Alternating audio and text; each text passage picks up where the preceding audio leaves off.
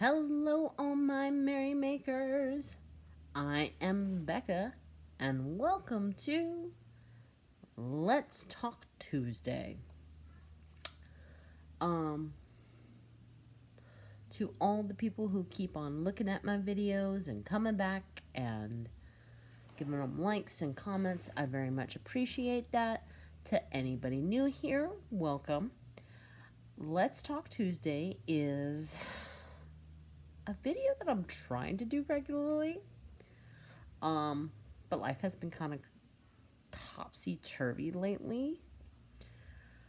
But basically, I sit down, and you sit down too. Call it a sit and knit, or a crochet and chat, or even a meet and macrame, whatever you want to do. Well, I do a little vlog about something that's on my mind. Now, last time, which seems like quite a while ago, so I'm going to try to do that thing where I link the video inside the video. Now, if you guys have been here any length of time, you know I've tried to do that sometimes, and sometimes it works, and sometimes it doesn't. I don't understand why it does that, but I digress.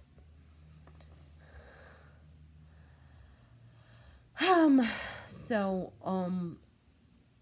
let me talk about what I'm working on first, and then we'll get into it. So, I am working on a little Easter dress for my niece, who I still haven't met in person yet. She is going to get dedicated in March, so I was hoping to make her a little dress. This is a yarn by Ice Yarn. You can get to Ice Yarn either by iceyarn.com or iceyarn.net. Not affiliated or anything like that, just letting you know where to get the yarn in case you're super excited about it. I believe this is their Magic Light. Oh, here we go.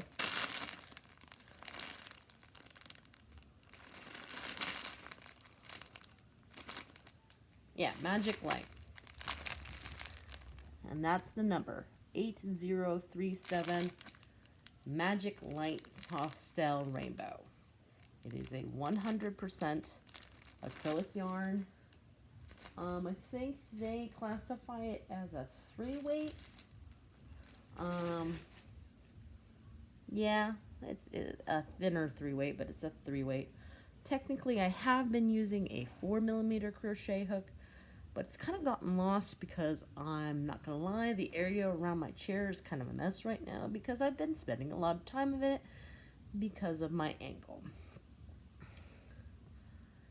In case you don't know, a couple weeks back, my daughter wasn't paying attention and stepped with her full weight on my ankle. Now, I went for a follow-up today, and I thought I was doing better, but apparently I'm not. The doctor never said it looked worse than it did.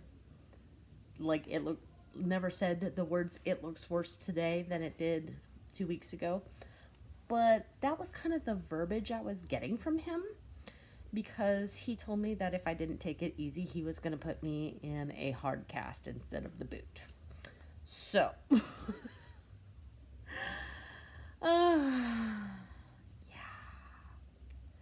I'm going to get a lot of crocheting done.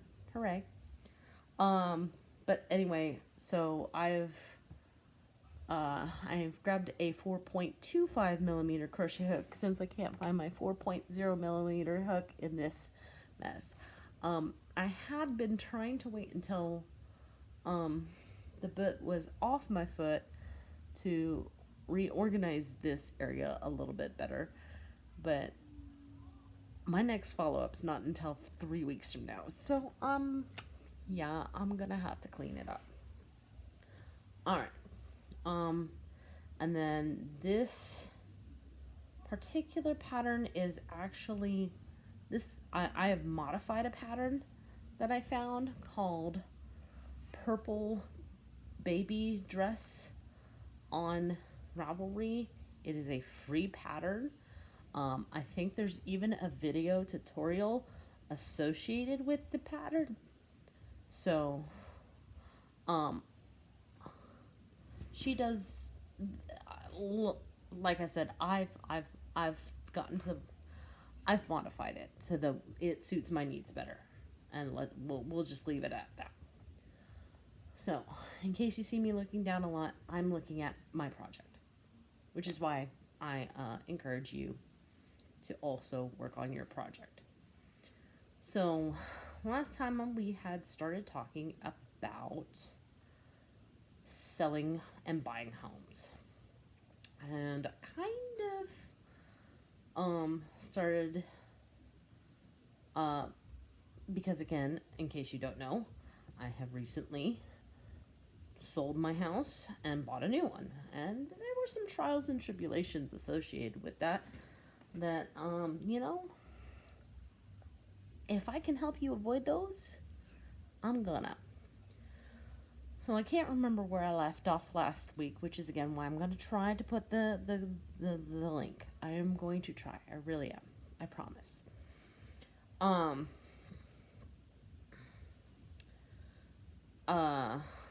But if not, it was literally the most recent Let's Talk.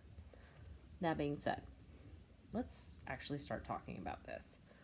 So, what I wanted to talk to you about today was starting with know your timeline on which you have to move. Now, I know that some people, they get a new job or something else happens and they're on a very constrained timeline. So, a lot of what I've said about getting your house ready for sale, you're going to have to do the quick and dirty version, okay? Which means a little bit more money has to be spent in order to do that. But if you have the luxury of choosing your own timeline, definitely make sure you allow yourself plenty of time to do the things I talked about last time, such as decluttering and getting a pre-inspection. The other thing you need to know is when the market is a good market. Now, it seemed to me, after talking with my fairly green agent, that we kind of didn't know that beforehand, but late spring through summer is the best time to sell your house because kids are not in school and that's when most people are moving. So if you can get it on the market right around Memorial Day weekend, that's probably going to be for the best. You might be on the market for a couple weeks or a month, depending on location and whatnot. I know here in Nashville, people during the summer were buying. It felt like there was a new house being on the market, put on the market every week, and some of those houses, they weren't on the market for like 2 days before somebody else would put an offer on it. And I know that has something sometimes to do with location and what the house is worth and blah blah blah blah blah.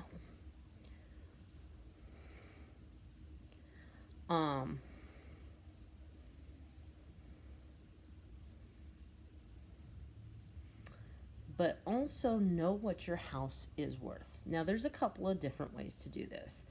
You've got, if you look up your house on a couple of different websites, it will tell you estimated market value. Take that with a grain of salt.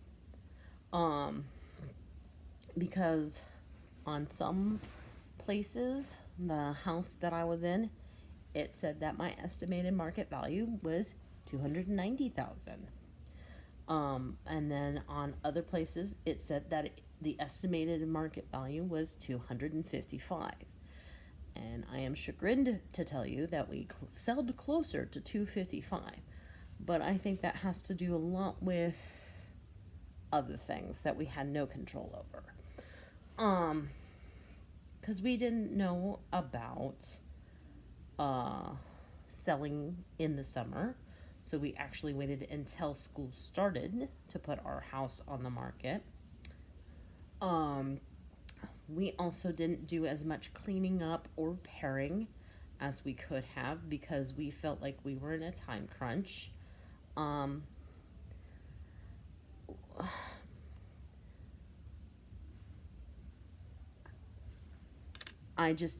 There was something that told me that we needed to move. I can't put any, I can't say any other words other than that. We could have waited all till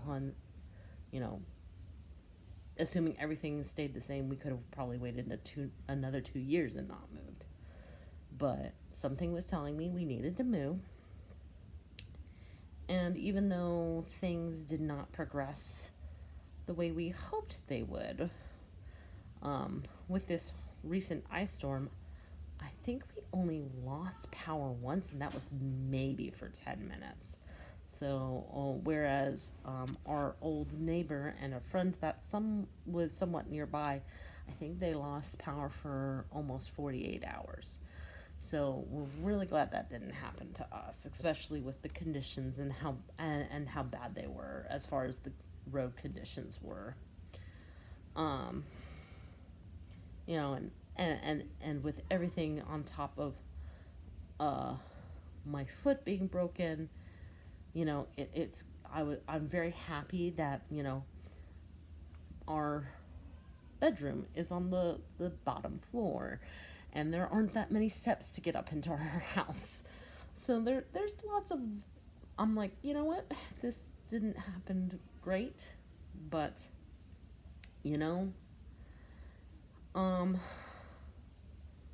so when people look at your house, ask, and they don't buy, whether they buy or not, ask for feedback. What did you like about the house?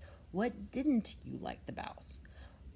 At what point would you heavily consider buying the house? If you could, either via your agent or theirs, because usually, unless you're selling by owner, which that's a whole nother ball of wax, which good luck to you, because there's lots of legal stuff when you're buying and selling a house. And one of the things that a agent helps you with is the drafting of the legal stuff, which there's a lot of stuff when it legally is that anyway. I know I talked about down payment. The other thing you need to realize is that there are agent fees associated with buying and selling both houses. So you've got so you're selling your house, so you've got your selling agent fees and their buyer agent fees, as well as closing costs. And depending on what you negotiate will depend on how much you have to give up as far as that's concerned. And apparently 3%, which doesn't sound like a whole lot, but which is like the going rate. And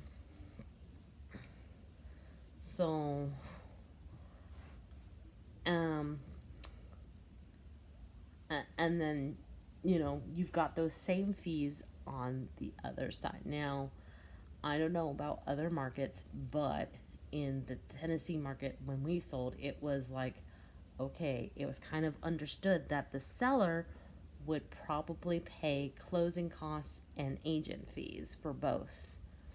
Um, or if not all the closing costs, a good portion of the closing costs. Um, and so, like, I would like to say $50,000 of the money that we got from the sale of our house went towards closing costs and agent fees. Don't forget taxes. There's fees associated with getting a, forget what they're called, the person who verifies that you are who you say you are. And a good agent will sit down and do the math, and before you sign anything, you will get a detailed closing cost from them, about, where all the money is going.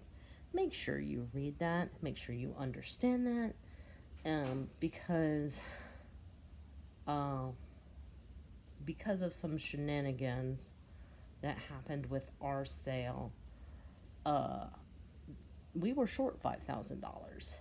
And when I asked my agent about it, I said, do I have to come up with an extra $5,000? And she was like, no, no, no, no, it should be fine. But lo and behold, came closing day, we got notification that said, hey, because of this amount not being what it needs to be, you need to bring a personal check of basically $5,000. It was a little bit less, but not a whole bunch. Now, we got some of that back in escrow, but when I say like half, I mean like half. So that was not cool. Which brings me to my next point. Until you sign, you are allowed to say no. You are allowed to say no. Until you sign, you are allowed to say no. Don't let them guilt trip you. Don't let them, oh, they've already got blah, blah. Don't. If it doesn't jive with you, you can always say no. It's a big pain in the paducas if you do, but you can always say no.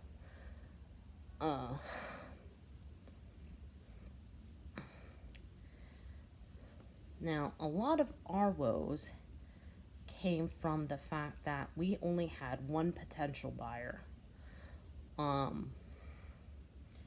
And that potential buyer was an investor, and he was well versed in how to get as much money out of the transaction as he could, versus our agent, who was still fairly new. So if you can avoid that kind of situation, I would say go for it. But of course, that leads back to knowing what your home is worth. If you can talk to, there are agencies out there that will buy your home as is, no commitment. And they'll come look at your house, say, okay, this is what I see. They'll talk to their investors, and they'll come up with 3 or 4 offers on your house.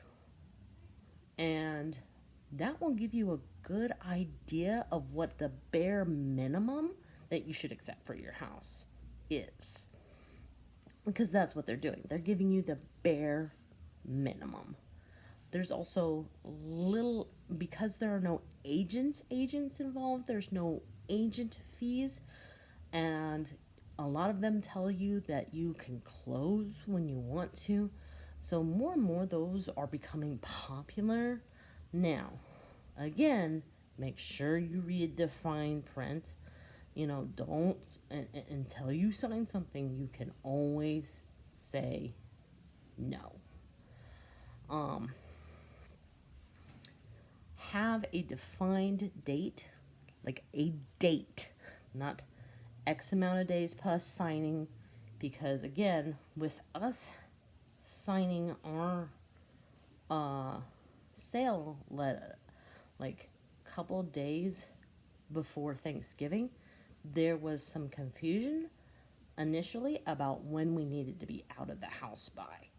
You know, we originally thought it was 4 calendar days, but then we were told that no, it's 4 business days. So that led to some confusion and delay, but you guys know we pulled it through. There was some crying and gnashing of teeth, but we did it. And I'm sure I'm leaving some stuff out, and some of it is just because I don't want to be accused of slander. I don't want to badmouth anybody. I just want to help anybody who, like me, maybe has never sold a house or it's been a really long time since you sold or bought a house. Kind of things that I saw slash, experienced in this whole measure so that you can kind of mentally prepare for it more than anything. Because in the end, my poor agent, to kind of make up for the loss, she took a loss on the selling side so that we didn't have to come up with as much money for the close. So I was really thankful for her for that. So a lot of this was not her fault. It was more he was being very aggressive. That is the most PC way I can put that. So I hope these 2 videos helps you, or maybe hey, you can direct somebody else towards them who's about to sell the house, or save it for the next. Heck, I know that in 5-10 years, depending on what happens, when we are ready to sell this house, I will rewatch my own videos so that I can go, oh yes, I remember now. This is what we need to do. So, that being said, we are at 20 minutes, so I'm gonna say sayonara. If you liked this video, please give it a like, especially if you are a subscriber. That way the evil YouTube overlords don't unsubscribe you from my channel against your will. Feel free to comment down below. It helps my analytics. Plus, I like hearing from you. If you're not subscribed yet, I have a lot of yarning content, and if that's your job, make sure you hit subscribe. Plus, you would do well to hit that notification bell. If you